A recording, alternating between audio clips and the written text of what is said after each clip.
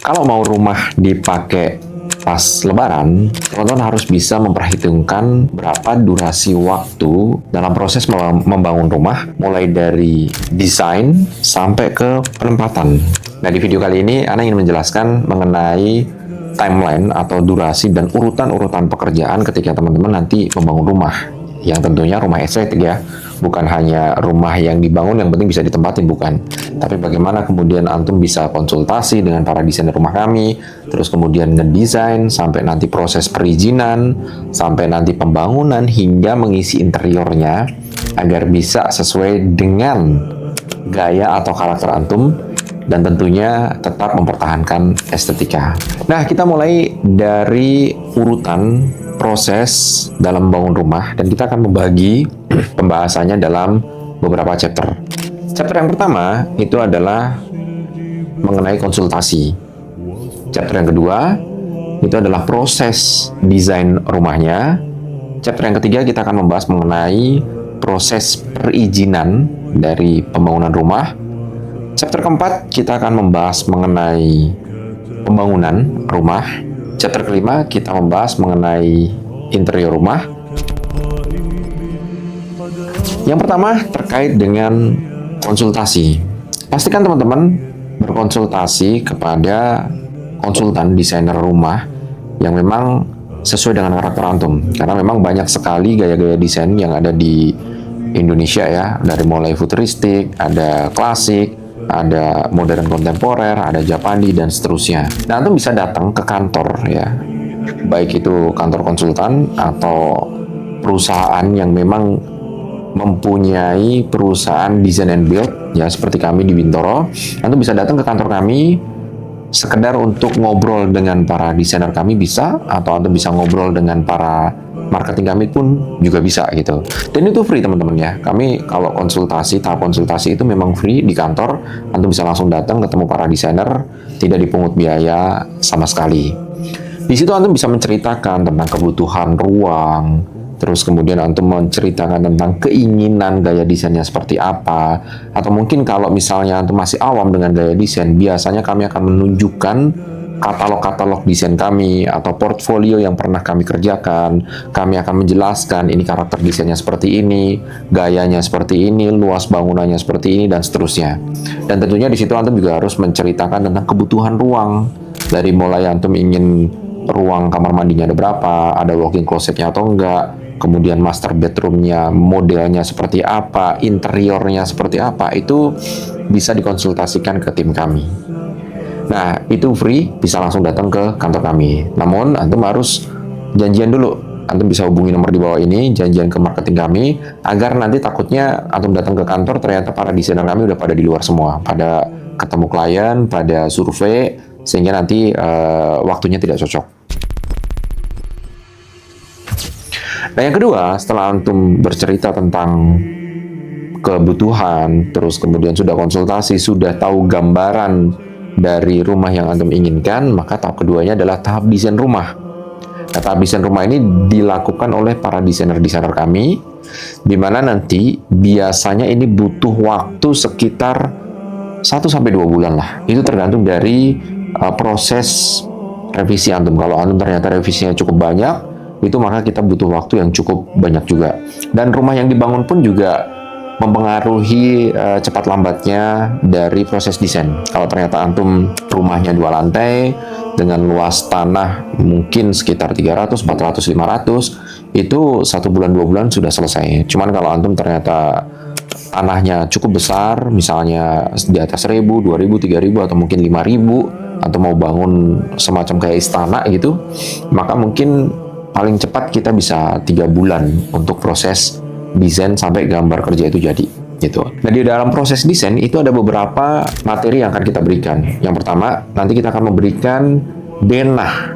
Denah itu bentuknya seperti ini, yang itu mencakup tentang penempatan ruangan-ruangan, sehingga nanti antum bisa melihat kalau ternyata rumah itu dibikin dengan model dinas seperti ini, terus nanti bagaimana kita berinteraksi, atau mungkin kita mau ke antar ruangan tuh lewat mana, itu melalui denah itu antum bisa tergambar. Yang kedua, setelah denah antum setujui, maka lari ke tahap 3D design. 3D design itu maka dari denah yang cuma 2 dimensi, kita akan bikinkan 3D-nya sehingga antum bisa lebih tergambar lagi nanti bentuk rumahnya, masa bangunannya itu seperti apa.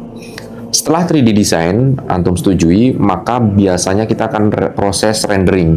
Jadi material kita masukkan, secondary skin kita masukkan, model-model termasuk pengecatan warna dan seterusnya kita masukkan, baru muncullah rendering yang memang benar-benar seperti rumah nyata gitu. Jadi 3D hasilnya seperti ini, 3D hasilnya, dan ini seperti rumah nyata asli gitu ya.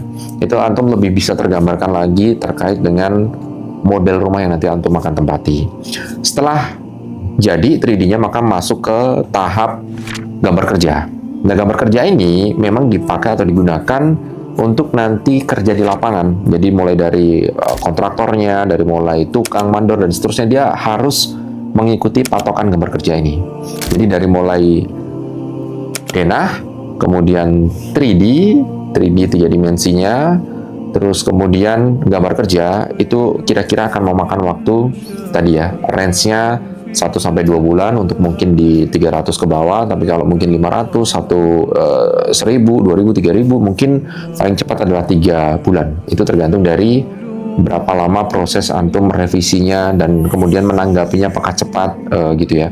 Karena kadang ada beberapa klien kita kasih revisinya, ditanggapinya mungkin bisa 1 bulan lagi karena klien kita begitu sibuk gitu. Jadi itu tergantung dari antum sendiri sebenarnya gitu. Tahap ketiga, setelah desain itu jadi, biasanya setelah desain 3D jadi, terus kemudian desain gambar kerja udah mulai mau dikerjakan, maka antum harus sudah mulai mengurus perizinan gitu.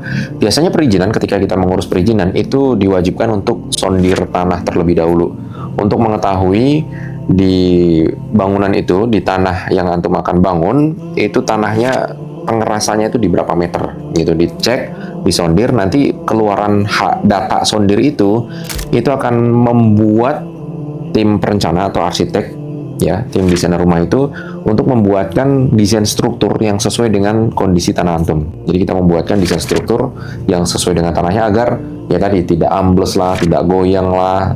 Nanti kalau misalnya ada gempa dia masih tahan lah, gitu-gitulah. Itulah adalah tim orang struktur.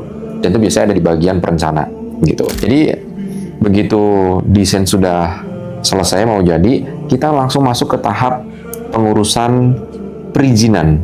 Dulu namanya IMB, izin mendirikan bangunan. Kalau sekarang namanya adalah PBG, sudah berubah. Jadi IMB udah nggak ada, sekarang berubah menjadi PBG. Di beberapa kota mungkin masih ada IMB per 2025 ya, Ana buat video ini 2025. Tapi di beberapa kota sudah berubah jadi PBG gitu. Jadi antum bisa mulai mengurus PBG. PBG itu mengurusnya kalau di Bintoro itu kami akan bantu ngurus gitu. Antum hanya cukup bayar retribusi, kami akan bantu ngurus semua, antum tinggal duduk manis gitu. Tapi kalau di tempat lain ada jasa pengurusan PBG. Biasanya kalau PBG ngurus itu dibutuhkan gambar arsiteknya, dibutuhkan konsultannya, dibutuhkan tanda tangan dari para konsultan, dibutuhkan gambar kerjanya untuk kemudian dianalisa sama pemerintah ya, pemerintah setempat, terus kemudian disetujui. Ketika disetujui maka muncullah PBG itu. Nah, ini rentan waktunya beda-beda gitu ya. Ada yang 1 bulan selesai, ada yang mungkin 2 bulan, 3 bulan, ada bahkan sempat 6 bulan pada waktu itu. Karena sempat beberapa klien ada bahkan 1 tahun baru keluar, ada juga gitu. Karena ngebangun rumah sendiri waktu itu setidaknya butuh waktu hampir 6 bulan karena cukup besar, kita di tanah sekitar 700 meter. Bangunannya cukup besar dan 3 lantai, itu butuh waktu hampir 6 bulan gitu. Lama tahap pembangunannya bagaimana? Apakah boleh paralel atau nanti sekaligus nunggu PBG-nya selesai dulu gitu. Secara default, secara peraturan itu memang harus menunggu PBG itu selesai gitu. Terkadang ada beberapa juga konsumen kita ya, itu ketika KRK-nya udah keluar, ketetapan rencana kotanya udah keluar bahwa ini boleh dibangun sekian lantai, 4 lantai misalnya, terus kemudian garis sepadan bangunannya sekian, itu sudah clear semua. Sambil berproses, kadang ada yang kemudian paralel pembangunan dan perizinannya gitu.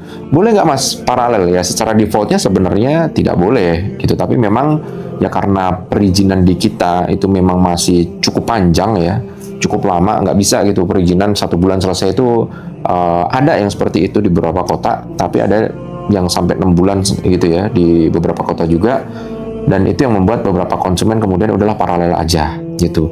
Adapun paralel itu kalau memang teman-teman nanti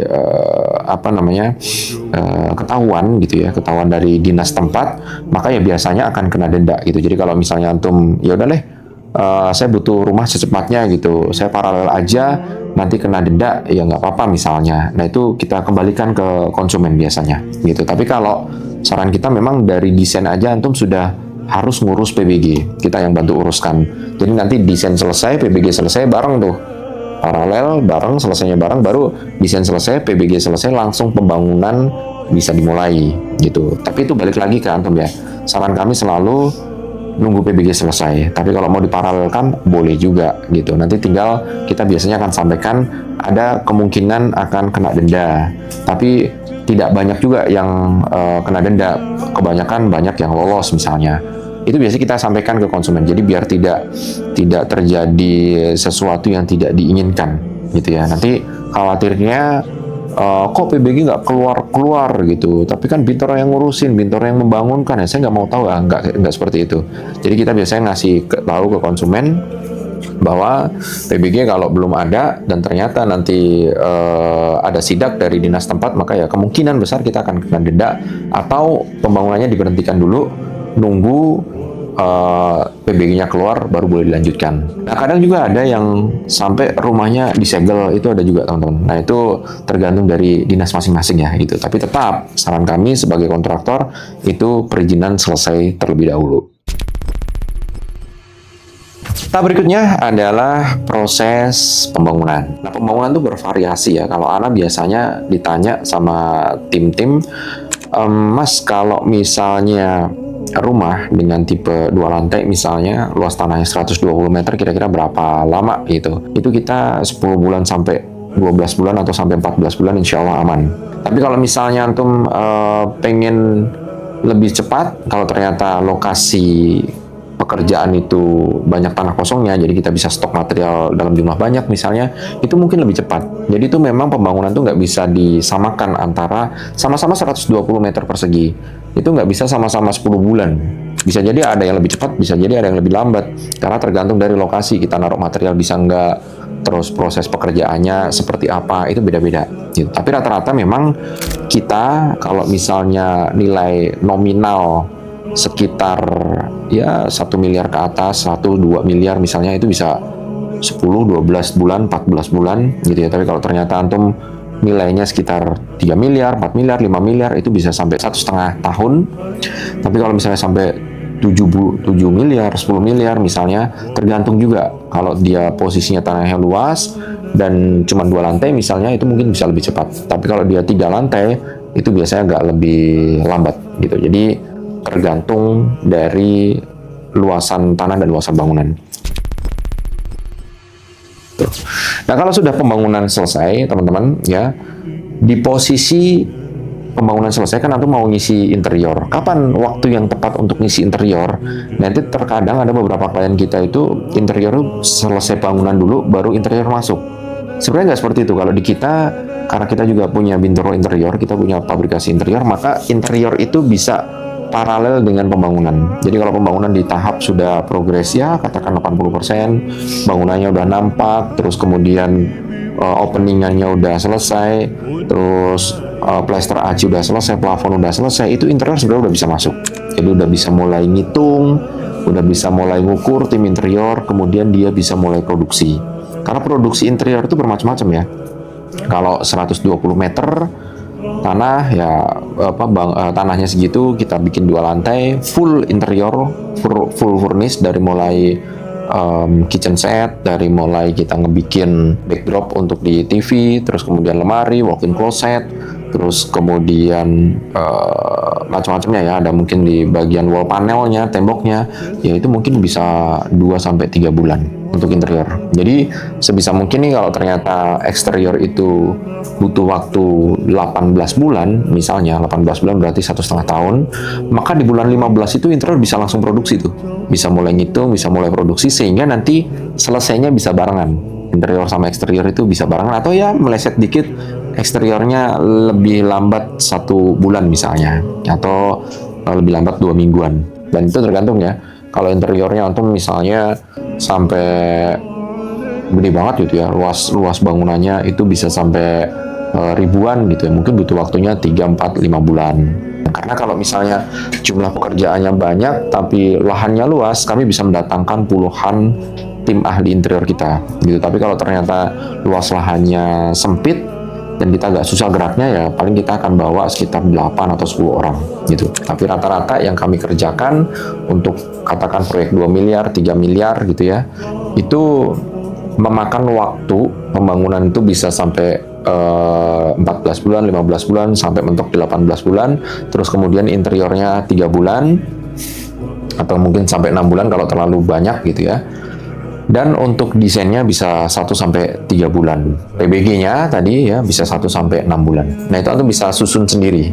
Kapan kira-kira kita mau bangun rumah, dan kapan kira-kira kita mau menempati. Jadi kalau antum udah mau menempati rumah itu tahun depan 2026 misalnya, ini Ana bikin video 2025, antum mau menempati rumah itu 2026 pas banget di bulan Ramadan gitu, atau pas banget di Idul Fitri, maka antum harus order dari sekarang gitu. Jadi antum harus mulai order dari sekarang, harus mulai ngedesain dari sekarang, bahkan ngurus perizinannya pun harus mulai dari sekarang gitu, sehingga nanti kita butuh waktu sebulan, 2 bulan, 3 bulan udah selesai semua desain dan perizinan, mulai pembangunan gitu. Nanti insya Allah pembangunan akan kita kejar sampai selesai di Lebaran. Itu kalau range tanahnya di 100-300 meter lah, itu masih bisa kekejar gitu. Tapi kalau udah di atas itu tergantung desain juga gitu ya. Itu kita bisa ngejar atau enggak tergantung bentuk desain dan lahannya seperti apa. Tapi rata-rata ya kalau memang proyeknya cukup besar di atas 2 miliar misalnya,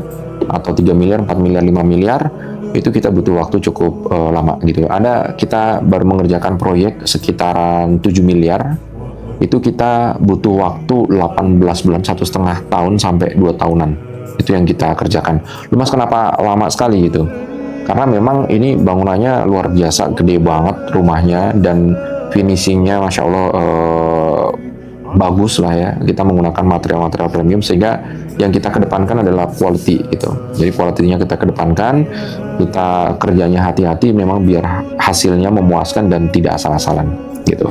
Nah, jadi teman-teman, itu tadi video terkait penjelasan alur bangun rumah. Timeline-nya juga sudah kita sebutkan, durasi-durasinya pekerjaan juga sudah kita sebutkan. Nanti antum tinggal pikirkan dan antum atur sendiri kira-kira timeline agar bisa ditempati di bulan Ramadan atau mungkin di bulan Idul Fitri misalnya, atau Idul Adha. Antum sudah harus mulai tarik dari sekarang. Kalau ternyata cukup waktu 1 tahun, maka ini waktu yang tepat untuk antum order jasa desain dulu, kemudian jasa pembangunan dan interior, agar nanti di Lebaran tahun depan sudah bisa antum tempatin. Jangan lupa hubungi nomor di bawah ini untuk mau desain rumah bisa, bangun rumah bisa, pengurusan perizinan bisa, interior pun juga bisa. Sampai ketemu di video berikutnya. Barakallahu fikum. Assalamualaikum warahmatullahi wabarakatuh.